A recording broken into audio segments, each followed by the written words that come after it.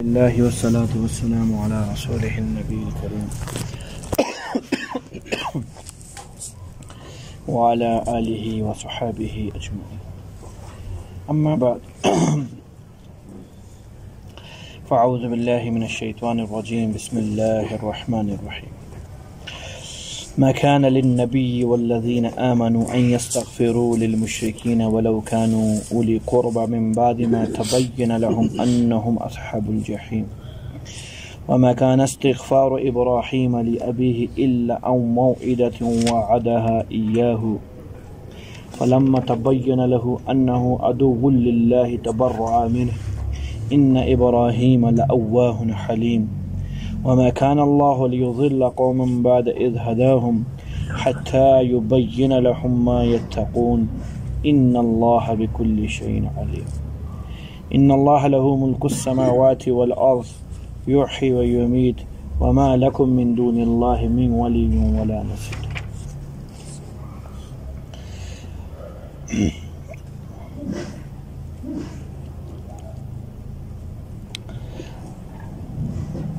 بنی ہاشم کی حضور صلی اللہ علیہ وسلم سے باوجود ایمان نہ لانے کے ایک خاندانی طور پر ہمدردی تھی۔ جب آپ صلی اللہ علیہ وسلم مکہ کے اندر تشریف فرما تھے، خصوصاً ان میں جو سب سے پیش تھے وہ آپ صلی اللہ علیہ وسلم کے سگے چچا ابو طالب تھے۔ اس شخص نے آپ صلی اللہ علیہ وسلم کی 42 سال خدمت کی ہے۔ کتنے سال؟ 42 سال، بچپنے سے۔ تو آپ صلی اللہ علیہ وسلم کے احسانات تھے ان پر۔ ہر مخالفت کو برداشت کیا ابو طالب نے، ہر پیشکش کو ٹھکرایا کفار کی طرف سے جو ابو طالب کو ملتی تھی، ہر قدم پر آپ صلی اللہ علیہ وسلم کا ساتھ دیا۔ تو آپ صلی اللہ علیہ وسلم کی دلی چاہت تھی کہ کس طریقے سے ابو طالب مجھے کل قیامت کے دن سفارش کرنے کا موقع دے دے، کسی طریقے سے۔ وہ ایک صورت ہو سکتی ہے کہ ابو طالب ایمان لے آئے، لا الہ الا اللہ محمد رسول اللہ کا اقرار تصدیق کرے۔ بالکل آخری ایام تھے ابو طالب کے، رحلت فرما رہے تھے، فوت ہو رہے تھے۔ آپ صلی اللہ علیہ وسلم اسی غرض سے تشریف لائے کہ کیسے اسلام لے آئے۔ عبداللہ بن امیہ اور ابو جہل یہ دونوں کے دونوں بیٹھے ہوئے تھے ابو طالب کے پاس۔ آپ صلی اللہ علیہ وسلم نے آئے تو آپ نے آتے ساتھ فرمانا شروع کر دیا کہ چچا، جو کلمہ میں لے کر آیا ہوں جس میں دنیا آخرت کی نجات ہے، یہ کلمہ کہہ لو، مجھے موقع دے دو کل قیامت کے دن سفارش کرنے کا، میں آپ کا سفارشی بنوں گا، آپ کو اللہ کے عذاب سے بچا کے جنت میں لے جاؤں گا۔ فوراً ابو جہل بول پڑا، کیا ابو طالب تو عبد المطلب کے دین کو چھوڑ دے گا اور اس بندے کے دین کے اوپر آ جائے گا؟ پھر آپ صلی اللہ علیہ وسلم نے دوبارہ جملے کا اظہار فرمایا کہ ابو طالب چچا، آپ اس کلمے کو کہہ لو جس پہ دنیا آخرت کی نجات ہے، جس کو میں لے کر آیا ہوں۔ اگر آپ نہیں کہو گے تو آپ نقصان اور خسارے کے اندر چلے جاؤ گے۔ فوراً پھر ابو جہل نے کہا کہ ابو طالب تم عبد المطلب کے دین کو چھوڑ دو گے؟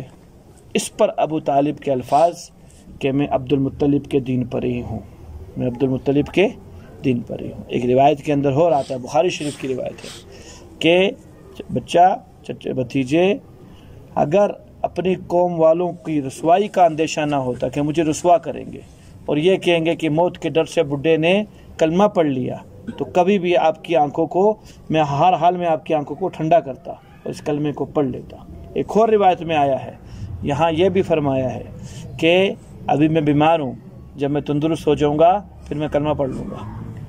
اس روایت کے آخری روایت کے مطابق انکار نہیں کیا، مہلت مانگی آپ صلی اللہ علیہ وسلم سے، اور باقی پہلی دونوں روایتوں کے مطابق انکار کیا۔ بہرحال قرآن نے واضح طور پر آپ صلی اللہ علیہ وسلم کو فرما دیا، انک لا تہدی من احببت، نبی جی جس کو آپ ہدایت دینا چاہیں گے قطعاً ہدایت نہیں دے سکتے، جس کو اللہ ہدایت دینا چاہیں گے اس کو ہدایت عطا فرمائیں گے۔ مقدر میں ہدایت نہیں تھی، 42 سال خدمت کرنے کے باوجود مقدر کے اندر ہدایت نہیں تھی، بغیر کلمے کے چلے گئے۔ جب انکار کر دیا ابو طالب نے اور کہا کہ جی میں عبد المطلب ہی کے دین پر رہوں گا، میں اسلام نہیں لاؤں گا، تو اللہ کے نبی صلی اللہ علیہ وسلم نے فرمایا چونکہ ان شخصیت کے مجھ پر احسانات ہیں، جب تک اللہ مجھے روکیں گے نہیں میں اس وقت تک اس شخصیت کے لیے استغفار کرتا رہوں گا۔ اللہ سے بخشش کی اور ہوا، نبی علیہ السلام کے استغفار کا فائدہ ہوا۔ واحد غیر مسلم آدمی ہے، واحد، جو جہنم میں تو ہوں گے لیکن پورے جہنم کے اندر نہیں ہوں گے۔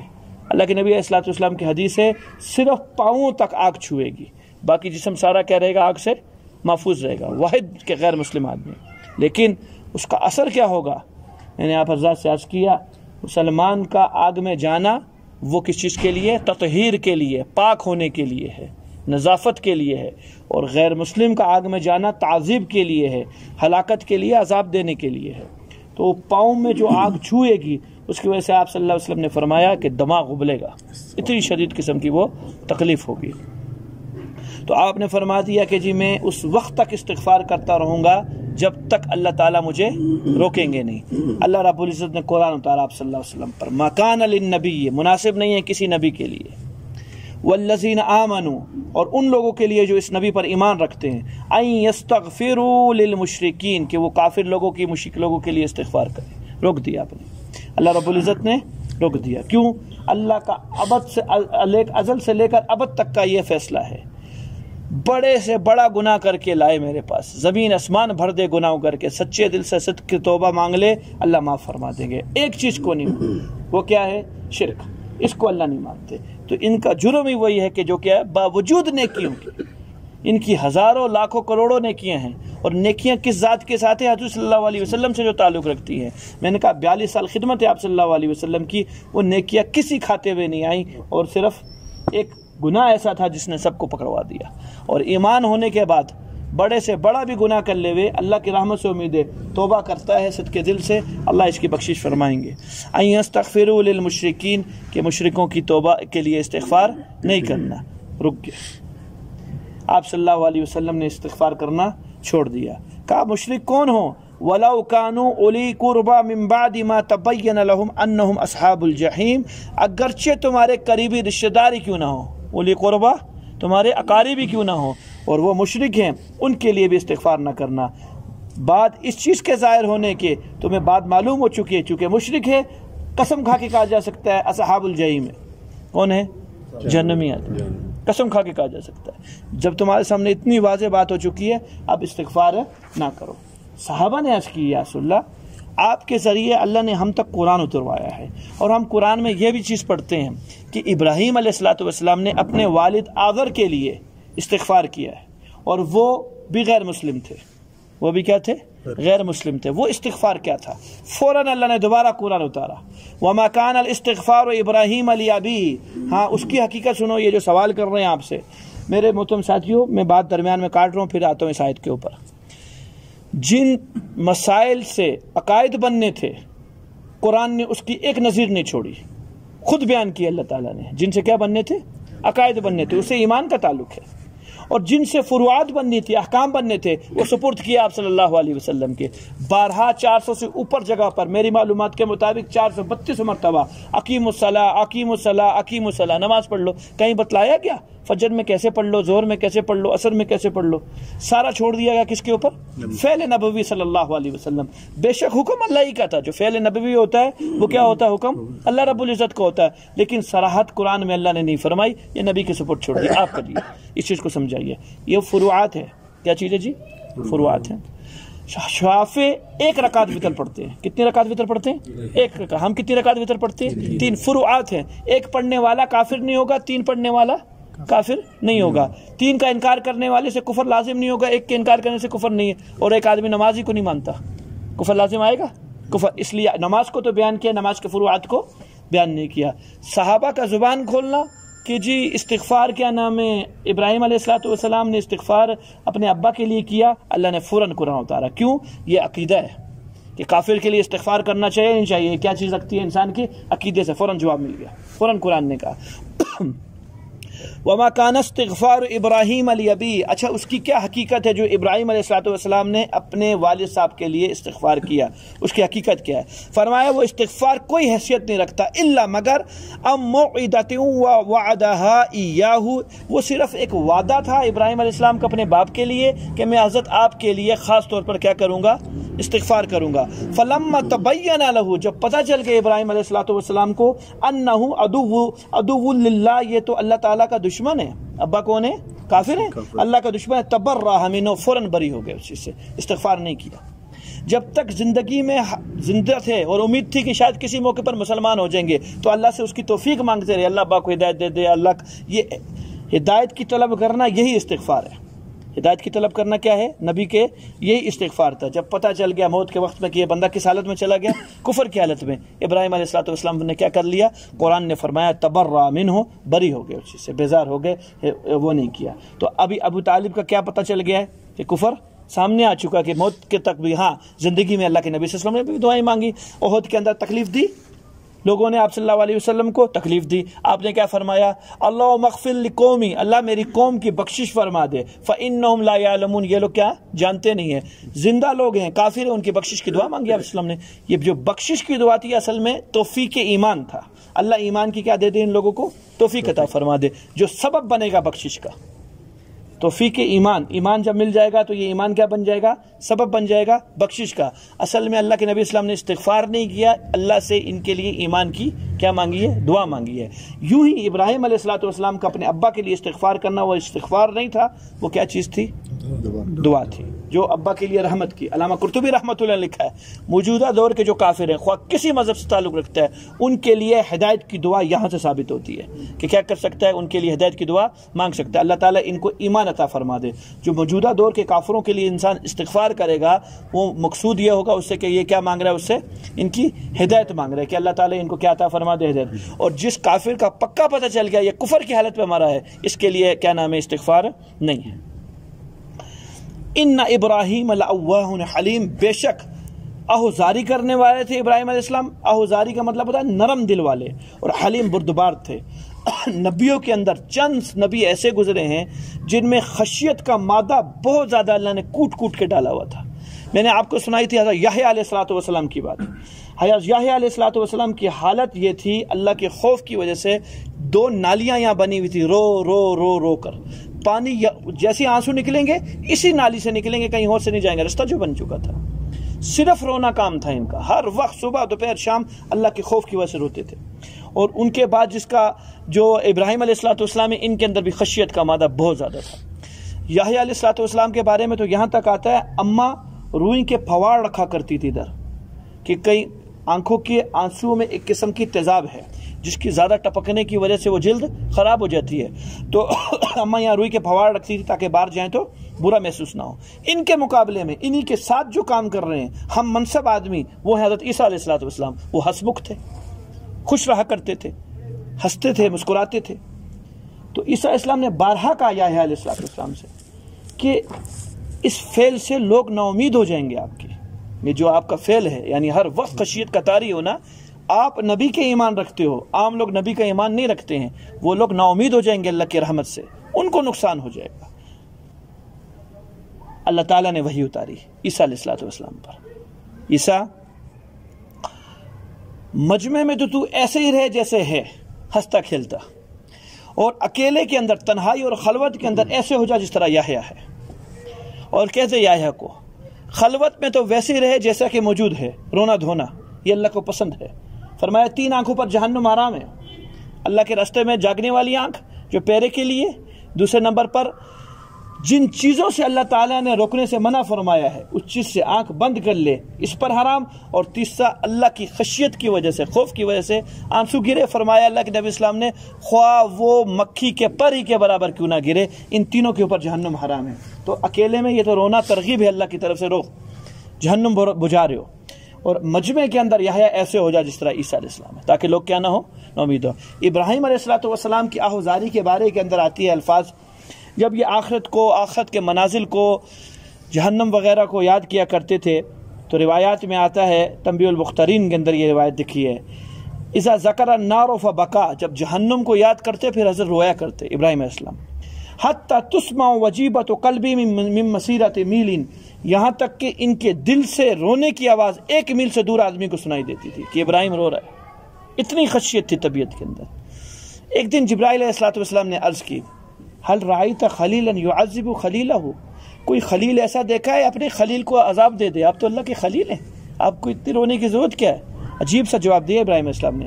فرمایا جبرائیل اذا ذکرت خطیئتی نسیت خلتی، جبرائیل جب میں اپنی خطاؤں کو یاد کرتا ہوں نا، میں اپنے خلیل ہونے کو بھول جاتا ہوں کہ میں کون ہوں، اللہ کا خلیل. نبی معصوم ہے، نہ چھوٹا گناہ نہ بڑا گناہ، نہ انجانے نہ جان کے، اس کے باوجود خشیت کا غلبہ اتنا تھا. آخری بات کہہ کے آگے چلتا ہوں. صحابہ کا جو آخری اختتام آپ لوگوں کے سامنے آیا ہے، عمر بن خطاب، لو کان بعدی نبی لکان عمر، میرے بعد کوئی نبی ہو تو کون ہو؟ عمر ہو. دنیا کا محدث قرار دیا زمانے کا. حضور صلی اللہ علیہ وسلم نے محدث کس کو کہتے ہیں؟ اصطلاحی و تشریعی محدث، جو اللہ کی زبان ہو. کہا میرے دور کا محدث وہ عمر ہے، یعنی یہ اللہ کی زبان ہے دنیا کے اندر. اللہ اس کی زبان سے ہمیشہ حق نکلواتے اور کوئی چیز نہیں نکلواتے. اتنا بڑا رتبہ ملا. 22 لاکھ مربع میل پر اسلام کو زندہ فرمایا. یہ عمر جب آخری اختتام کا وقت ہوا، ابا بیٹے سے عبداللہ بن عمر رضی اللہ عنہ کی ران کے اوپر سر تھا، گود کے اندر. کہا عبداللہ سر زمین پہ رکھ دے. انہوں نے اٹھا کر پنڈلی کے اوپر رکھ دیا. کہا وے حق، تیری ماں تجھ کو روئے. میں کہتا ہوں زمین پہ رکھ، تو پنڈلی پہ رکھتا، رکھ. زمین پہ رکھا گیا. داڑھی مبارک ساری کی ساری مٹی سے آلودہ ہو گئی اور ایک جملہ فرمایا، یا عمر، اے عمر، ویل لک یا عمر، ہلاکت ہو عمر کے لیے، ان لم یغفر لک ربک، اگر تیرے رب نے تجھ کو بخشا نہیں تو سب کا سب باری رہ جائے گا. کیوں ڈر تھا؟ خود کا زندگی کے اندر، عمر انت فی الجنہ، تو جنتی ہے، عشرہ مبشرہ میں سے ہے. عمر میں تیرا ایک گھر دیکھ کے آیا ہوں، ایسا عجیب و غریب خوبصورت گھر، مجھے یقین ہو گیا اللہ کے نبی اسلام فرما رہے وہ میرا ہے. بعد میں تحقیق کے بعد پتہ چلا فرشتوں نے کہا عمر بن خطاب کا گھر ہے جنت کا. جنتی بشارتیں ملی، رضی اللہ عنہم ورضوا عنہ، ان کو کہا گیا، نبی کی بات ان سے کی گئی. وجہ میرے محترم ساتھیوں، جس انسان کے اندر عظمت الہی جتنی گھر کے دل کے اندر گھر کر جاتی ہے، وہ اللہ رب العزت سے اتنا شرم کرتا ہے، اتنا حیا کرتا ہے. کیوں؟ آگے بات آئے گی 1-2 لائنوں کے بعد. اللہ کے قرب کی منتہا نہیں ہے، یا منتہا ہے، اللہ لا منتہائی ہے، اللہ کی قرب کی کوئی انتہا نہیں ہے. ہر وقت انسان جس مقام پہ کھڑا ہے اس کو ضرورت کیا ہے؟ کس مقام تک پہنچنے کی؟ اپنے نبی کو بھی ضرورت ہے. جس مقام پہ کھڑا ہے اوپر سے اوپر والے نبیوں کے لیے جو توبہ کے الفاظ استعمال ہوئے ہیں قرآن میں، وہ اسی قرب کی طرف اشارہ ہے کہ آپ جس مقام پہ کھڑے ہو اس پہ مطمئن نہیں رہنا، اس سے اوپر والے مقام کی طرف آنے کی کرنا. تو یہ وہ احباب تھے، اپنے اس مقام کو معمولی سمجھتے تھے کہ میری کیا حیثیت، کوئی مقام نہیں ہے، اس سے اونچا مقام ہے، اس لیے یہاں ندامت ہوا کرتی تھی پچھلے مقام کے اوپر. تو نبیوں کا رونا صرف عظمت الہی کی وجہ سے تھا. اللہ رب العزت کی عظمت دل کے اندر تھی، اس لیے رویا کرتے تھے. حلیم بردبار تھے، انتہائی بردبار. ابراہیم علیہ السلام کے واقعات کے اندر آتا ہے ان کا رفق ایک عجیب سا رفق تھا. طبیعت حضرت کی یوں تھی کہ زندگی میں ساری زندگی خالی کھانا نہیں کھایا جب تک کوئی بندہ موجود نہیں ہوگا، دوسرے کو بٹھا کے کھانا کھائے. یہ مستقل سنت ہے میرے بھائیوں آپ علیہ السلام کی. ہم لوگوں کی ترتیبی مصروفیات کی وجہ سے آگے پیچھے ہوگی، کسی کا 12 بجے کھانا، کسی کا 2 بجے کھانا، تو وہ جو ایک اجتماعیت تھی وہ کیا ہوگی؟ ٹوٹ گئی. آخری درجہ یہ ہے کوئی بڑا نہیں ملتا ہے، بچوں کو بٹھا لے دسترخوان پہ اور بیٹھ کے کھائیں. ایک تو وہ آپ سے کھانا سیکھیں گے سنت کے مطابق کیسے بیٹھ کے کھانا کھاتے ہیں، پہلے ہاتھ دھوتے ہیں، بسم اللہ پڑھتے ہیں. کوئی نہیں ملتا، بڈھی کو بٹھا لیا جائے. 2 فائدے، اظہار محبت سنت ہے، اسلام سے ثابت ہے، وہ اس کا فائدہ ہوگا، اس پر عمل ہوگا اس سنت کے اوپر. دوسرا اجتماعیت کے اندر آپ کھانا کھاؤ گے، بے برکتی سے بچے گا، اس چیز کی کوشش کیجئے. تو حضرت کیا آتے اکیلے کبھی کھانا نہیں کھایا کرتے تھے. بدو ملا ایک، کہا آجو کھانا کھا لیں. آ گیا، کہا بسم اللہ پڑھو. کھانا توڑنے لگے، بسم اللہ پڑھ لو. کہا یہ اللہ کو تو میں جانتا ہی نہیں ہوں، میں کیوں بسم اللہ پڑھ لوں؟ میں نہیں بسم اللہ پڑھتا. کہا اللہ کے بندے، اللہ کھانا کھلا رہے ہیں تجھ کو، تو اسی کی نہیں نافرمانی کر رہا ہے، چلا جا. میں اللہ کے نافرمان کو کھانا نہیں کھلا سکتا. گیا. اللہ تعالیٰ نے جبرائیل اتار دیے. کہا ابراہیم 70 سال سے میری اسی نافرمانی کر کے میں اسے کھانا کھلا رہا ہوں، تیرے پاس ایک وقت آیا تو اس کو کھانا نہیں کھلایا، بلا کھانا کھلا. بلایا، آجا آجا، میرے اللہ نے تیری سفارش کی ہے. کہا عجیب اللہ ہے، جس کو نہ بھی مانو تو تب بھی سفارشیں کرتا ہے. چلو پہلے کلمہ پڑھاؤ پھر اس کے بعد میں کھانا کھاتا ہوں. تو ان کا یہ حلم تھا ابراہیم علیہ السلام کا. فرمایا وَمَا كَانَ اللَّهُ لِيُضِلَّ، بات ختم، موضوع ختم. جو ابو طالب کے بارے میں قرآن اترا وہ یہ اترا کہ مشرکین کے لیے، کسی مشرک کے لیے بھی دعا نہیں ہے۔ اور ابراہیم علیہ السلام کی بات فرما دی کہ ابا کا ابراہیم علیہ السلام کی دعا اپنے والد کے لیے وہ صرف ایک تمنا تھی اللہ تعالیٰ سے کہ کسی طرح یہ مسلمان ہو جائے، ہر ایک کو ہوتی ہے۔ حضرت عباس جب مسلمان ہوئے فتح مکہ کے موقع کے اوپر آئے، مسلمان پہلے سے تھے، چھپے ہوئے تھے، اظہار نہیں کیا تھا کیونکہ رہتے مکہ کے اندر ہی تھے۔ فرمایا سب سے آخری ہجرت کرنے والا عباس ہے، عباس کے بعد ہجرت ختم، کیونکہ فتح مکہ ہو چکا تھا، اب ہجرت کی ضرورت ہی نہیں رہی، مکہ چھوڑنے کی ضرورت نہیں ہے، ابھی جو مکہ میں بھی رہے گا اس کا بھی اسلام قابل قبول ہے۔ تو حضرت عمر رضی اللہ عنہ بہت خوش حضرت عباس کے مسلمانوں پر، اسلام پر۔ تو حضرت نے فرمایا عمر تیری خوشی کی وجہ؟ کہا یا رسول اللہ مجھے پتہ ہے خطاب کے مسلمان ہونے سے عباس کا مسلمان ہونا آپ کو زیادہ خوش کرے گا۔ خطاب کون ہے؟ حضرت عمر کے والد، اور عباس کون ہے؟ حضرت وسلم کے چچا۔ لازم بات ہے جس سے زیادہ قرب ہوتا ہے اس کے اسلام پر، اس کی راحت کے اوپر زیادہ انسان کو خوشی ہوتی ہے۔ تو ابراہیم اسلام کی اس لیے خوشی تھی کہ میرے ابا کسی طریقے سے کیا ہو جائیں، مسلمان ہو جائے، نہیں ترتیب بن سکی، اللہ نے مقدر میں ایمان نہیں لکھا تھا۔ آگے ایک اور قاعدہ بتایا جا رہا ہے، وہ قاعدہ یہ ہے کہ اللہ کسی جماعت کو مسلمانوں کی، کسی افراد کو مسلمانوں کے ہدایت دینے کے بعد گمراہ نہیں کریں گے۔ کب تک؟ جب تک ان چیزوں سے یہ لوگ بچتے رہیں جن چیزوں سے اللہ تعالیٰ نے ان کو روکا ہے، یعنی منہیات ان ہو، وہ چیزیں جن سے اللہ تعالیٰ نے رکنے کو کہا ہے۔ ہاں جن چیزوں سے رکنے کو کہا ہے یہ اصرار کر کے وہی کام بار بار کرتے ہیں۔ فرمایا اب اگر یہ گمراہ ہو جائے تو اللہ کی ذمہ داری نہیں ہے۔ ہاں اللہ کی ذمہ داری کب تک ہے؟ جب تک یہ لوگ کیا کر رہے ہیں، ان چیزوں سے جن چیزوں سے اللہ نے رکنے کو کہا ہے اور یہ لوگ رک رہے ہیں، اللہ ان کو گمراہ نہیں کریں گے، خواہ دنیا میں کتنے فتنے آ جائیں۔ جیسے ہی انہوں نے ان چیزوں سے پرہیز ختم کر دیا جن سے اللہ تعالیٰ نے رکنے کو کہا ہے اور یہ جان جان کے کرتے ہیں، اب جو ترتیب بن جائے اللہ کو ان کی کوئی پرواہ نہیں ہے۔ حدیث میں نہیں آتا ہے؟ اللہ اکبر۔ فرمایا جس کے ذمہ حج تھا اور اس نے حج نہیں کیا، اللہ فرماتے مجھے اس کی کوئی پرواہ نہیں، عیسائی مرتا ہے عیسائی مرے، یہودی مرتا ہے یہودی مرے۔ مطلب کیا؟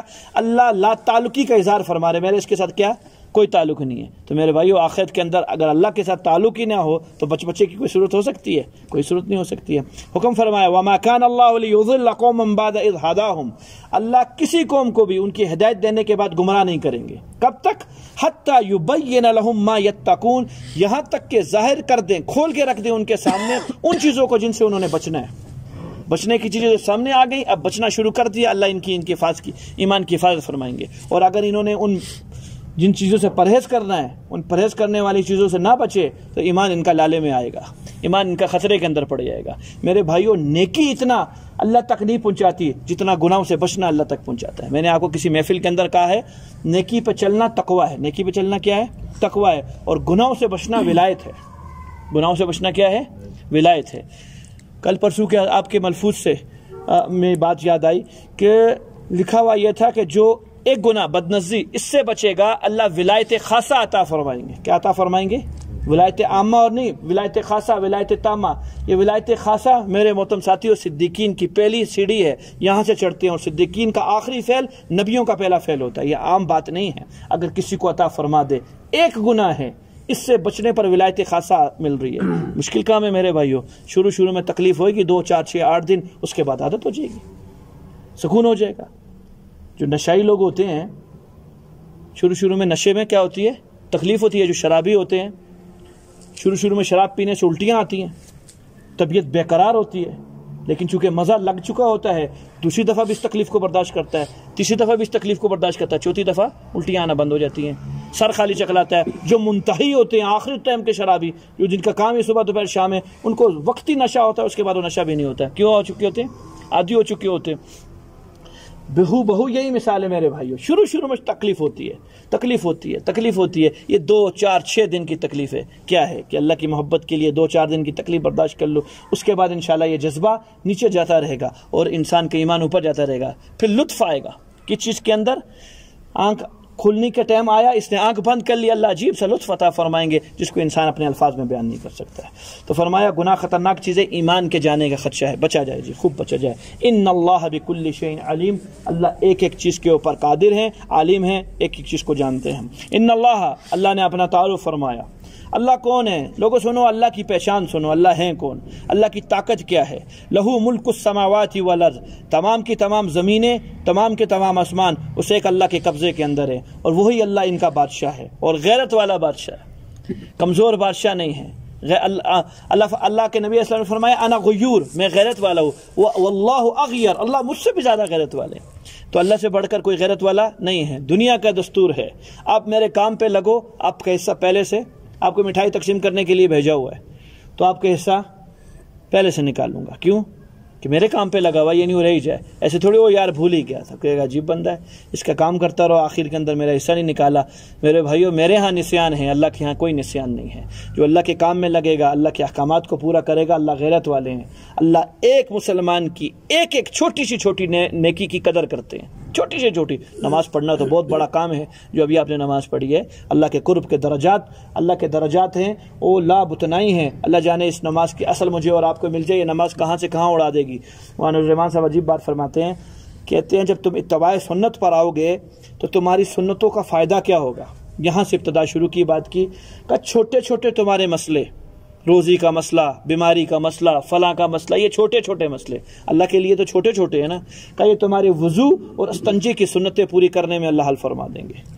جب وضو کر کے نماز پڑھنے آؤ گے کہ نماز تو اللہ کو آسمان سے زمین پر اتارنے کی چیز ہے، بدر میں اتارا نہیں ہے فرشتوں کو، اللہ تعالیٰ کو انہوں نے، صحابہ نے، تو کہا نماز تو بڑے مارکوں کو حل کرنے کی چیز ہے، چھوٹے چھوٹے مسائل تو وضو اور استنجے کی سنتوں پہ آ جائیں گے جب تم کہاں ہو جاؤ گے، اتباع سنت پر ہو جاؤ گے۔ تو اللہ وہ ہے جو زمین اور آسمان کی بادشاہ ہے۔ کتنے بڑے بادشاہ ہیں میرے بھائیو، ورا الورا ہے، دوری پر آئے تو اس سے دور کوئی نہیں، قربت پہ آئے تو اس سے قریب کوئی نہیں، ہاں پہ آئے تو کوئی نہ نہیں کرا سکے، کوئی نہ کر لے تو اللہ کو کوئی ہاں نہ کرا سکے۔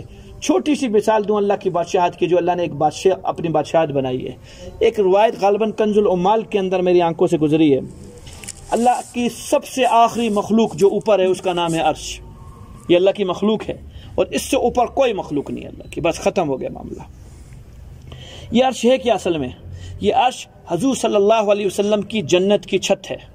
جو اللہ کے نبی صلی اللہ علیہ وسلم کو اللہ تعالیٰ نے جنت عطا فرمانی ہے، اس کی چھت وہ کیا بنے گی؟ اللہ کا عرش۔ اس عرش پر اللہ تعالیٰ نے خوبصورتی کے لیے کچھ فانوس لگائے ہیں۔ اس فانوس کی تعداد 7 لاکھ ہے۔ کتنی؟ 7 لاکھ۔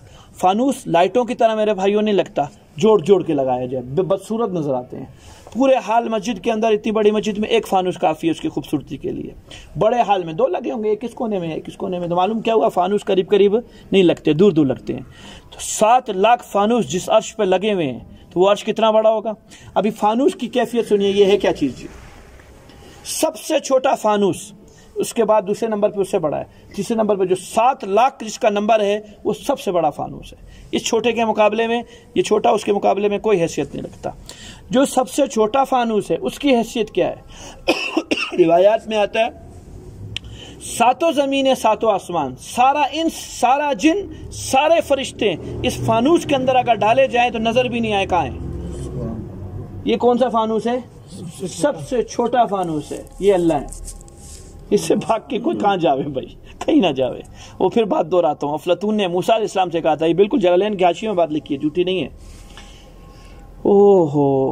افلاطون نے حضرت موسیٰ علیہ السلام سے ملاقات بھی ثابت ہے، ملاقات بھی کی ہے افلاطون کی، موسیٰ علیہ السلام کے دور کا بندہ ہے۔ اس کے بعد اس کا جو شاگرد ہے، جو ہمارے یورپ والوں کا آئیڈیل ہے، ارسطو، وہ ہے۔ خیر، اس نے ایک سوال کیا تھا موسیٰ علیہ السلام سے کہ اس آسمان کو تیر بنایا جائے، کمان بنائی جائے، آسمان کو کیا بنایا جائے؟ کمان بنائی جائے، اور زمین کو تیر بنایا جائے، اور چلانے والے اللہ کی ذات ہوں۔ اس کمان کس کے ہاتھ میں؟ اللہ کے ہاتھ میں۔ زمین تیر ہے، کمان ہے، بچاؤ کی صورت بول، بچ جائیں۔ موسیٰ علیہ السلام تشریعی نبی تھے جو تکوینی نبی سے افضل ہوتے ہیں۔ اللہ تعالیٰ نے علم لدنی عطا فرمایا تو ان احباب کو، یہ پڑھنے پڑھانے سے نہیں ملتا ہے، یہ وہابی چیز ہوتی ہے، اللہ کی عطا ہوتی ہے۔ موسیٰ علیہ السلام نے ایک جملے میں بات ختم فرما دی، کر تیر چلانے والے کے قدموں میں بیٹھ جا، بچ جائے گا۔ کیا کہا؟ تیر چلانے والے کے قدموں میں بیٹھ جا، بچ جائے گا۔ نہیں سمجھ میں آئی ہے؟ تعلق کیا بنا لے اللہ کے ساتھ، اس حالت میں بھی اللہ تجھے بچا لیں گے کہ آسمان تیر ہو اور زمین آسمان کمان ہو اور زمینیں تیر بنے اور چلانے والے اللہ کی ذات ہوں تو فرمایا قدموں میں بیٹھ جائے گا، بچا ہو جائے گا، اللہ بچا لیں گے۔ اس نے جس لحاظ سے سوال کیا تھا موسیٰ علیہ السلام نے اسی لحاظ سے اس کو جواب دے دیا۔ تو یہ میرے بھائیو اللہ کی ذات ہے، اس سے کون تعلق توڑ کر سب سے بڑی ناامیدی اور مایوسی ہے۔ یحیی و یمیت، جب چاہے جس کو چاہے جہاں چاہے زندہ فرما دے، و یمیت، جب چاہے جس کو چاہے جہاں مار دے۔ وما لکم من دون اللہ، اے دنیا بھر کے انسانوں خصوصاً مسلمانوں، اللہ کے علاوہ کوئی نہیں ہے تمہارا، من ولی ولا نصیر، نہ کوئی حمایتی نہ کوئی تمہارا مددگار، اللہ ہی تمہارے حمایتی ہیں، اللہ ہی تمہارے مددگار ہے، کل قیامت کے اندر بھی تمہاری حمایت کریں گے، اتنی پردہ پوشی فرمائیں گے۔ اللہ اکبر، اللہ کسی کو رسوا نہیں کرنا چاہتے، ہاں اللہ یہ کہ بندہ خود ٹھان لے اپنے آپ کو رسوا کرنا۔ حدیث پاک میں آتا ہے اللہ تعالیٰ بندے کو بلائیں گے، سارے راز کھولیں گے، یہ کیا یہ کیا یہ کیا، اقرار کے بغیر چارہ نہیں، مانے گا کیا اللہ تعالیٰ، اللہ فرمائیں گے یہ جو میری بات ہے اور تیری بات ہے ہم دونوں تک ہی تھی، یہ بات کسی اور نے نہیں سنی، دنیا میں کسی کو معلوم نہیں تھا، چل آخرت میں بھی کسی کو معلوم نہیں، اللہ کیا کر دیں گے؟ پردہ پوشی فرما دیں گے، پردہ پوشی فرما دیں گے۔ اس کے باوجود اللہ کی نافرمانی کے باوجود رحیم ذات کیا کرنے کو تیار ہے؟ پردہ پوشی کرنے کو تیار ہے۔ تو بھائی رجوع کیا جائے، اللہ کی طرف رجوع کر کے اپنے اعمال کی اصلاح کروائی جائے۔ ہر ایک انسان محتاج اصلاح ہے، ہر ایک آدمی کے اندر نقائص ہے، کتنا ہی اونچا چلا جائے کیا ہے اس کے اندر؟ نقص ہی نقص، نقص نقص، نبیوں کے علاوہ کوئی پورا نہیں ہے، نبیوں کے علاوہ کوئی پورا نہیں ہے، ہر ایک میں نقص ہے۔ صحابہ کی تربیت کی آپ صلی اللہ علیہ وسلم نے، پھر ان کو محفوظ کا مقام ملا ہے، پہلے تو یہ محفوظ نہیں تھے، لوگ خطائیں ہوا کرتی تھی، تربیت ہوئی محفوظ ہو گئے۔ تو میرے محترم ساتھیو ضروری ہے اپنی تربیت کروانا، کسی اللہ والے کی محفل میں جانا، اس کی قدموں میں بیٹھنا، اس کی جوتیوں کو اٹھانا، اپنی سعادت سمجھنا، اللہ اس کے توفیل دین کی محبت عطا فرمائے گا، دین کی محبت سے انشاءاللہ اونچا مقام مل جائے گا۔ اللهم صل على محمد وعلى آل محمد وبارك وسلم ربنا آتنا في الدنيا حسنة وفي الآخرة حسنة وقنا عذاب النار آمین برحمتک۔ ہمارے ایک مفتی صاحب ہیں، ان کی والدہ کافی بیمار ہیں، سول اسپتال میں ہیں، تو ان کے لیے دعا کیجیے گا اللہ تعالیٰ ان کو شفا عطا فرمائے۔